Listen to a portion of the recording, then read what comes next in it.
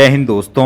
Punjab police के एक वरिष्ठ अधिकारी ने सोमवार को कहा कि भटिंडा सैन्य स्टेशन में 4 सैनिकों की हत्या के मामले में सेना के एक जवान को गिरफ्तार कर लिया है। भटिंडा के वरिष्ठ पुलिस अधीक्षक गुलनीत सिन्हा ने कहा है कि गिरफ्तार सैनिक की पहचान देसाई मोहन के रूप में हुई है।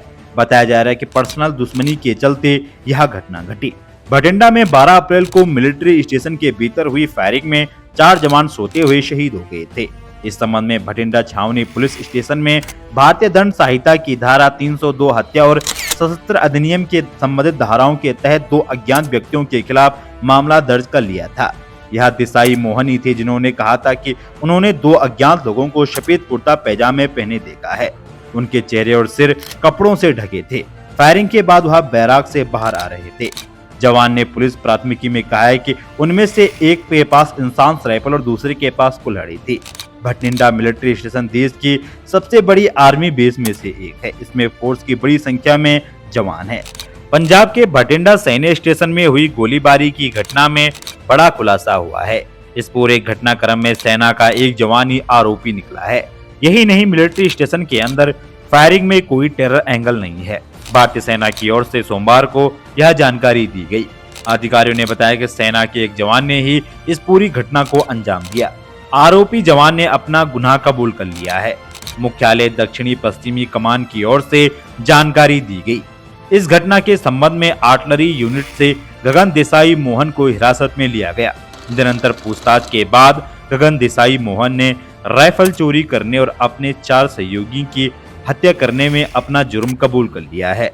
सेना की तरफ से बताया गया कि शुरुआती जांच में ये सामने आया कि यह व्यक्तिगत कारणों के चलते उसने वारदात को अंजाम दिया।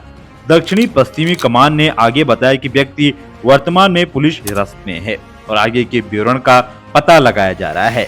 इसके साथ ही सेना ने कहा है कि यह दोहराया जाता है कि जैसे इसकी पहले अनुमान लगाया गया था, कोई आतंकी कौन नहीं है। पंजाब के भटिंडा सैन्य स्टेशन में 12 अप्रैल को गोलीबारी की घटना हुई थी। पुलिस के मुताबिक जवान ड्यूटी खत्म होने के बाद अपने कमरे में सो रहे थे।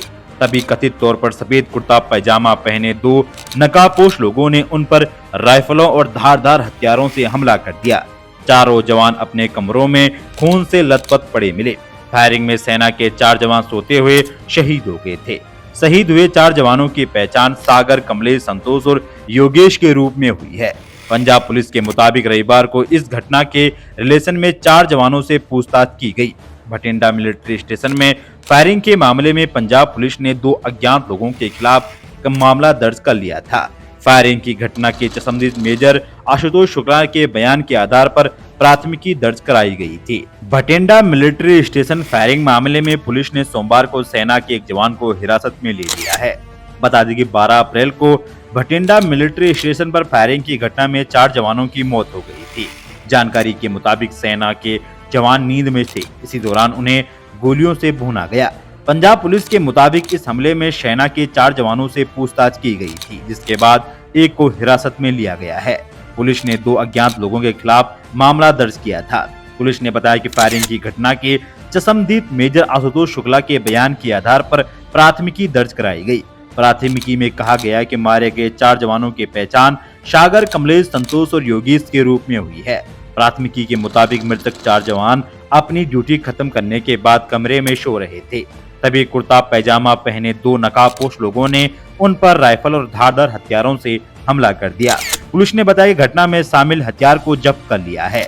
बता दें कि घटना के बाद सेना की ओर से बयान जारी किया था। इसमें कहा गया था कि 28 राउंड के साथ एक इंसान राइफल कथित तौर पर पिछले 2 दिनों से गायब थी। इस घटना के पीछे कुछ कर्मियों का हाथ हो सकता है। घटना के बाद पूरे इलाके की घेराबंदी की गई। सूत्रों के मुताबिक घटना की जानकारी रक्षा मंत्री राजनाथ सिंह और सेना प्रमुख जनरल मनोज पांडे को भी दी गई। पूरे मामले में सेना और पंजाब पुलिस मिलकर जांच कर रही थी।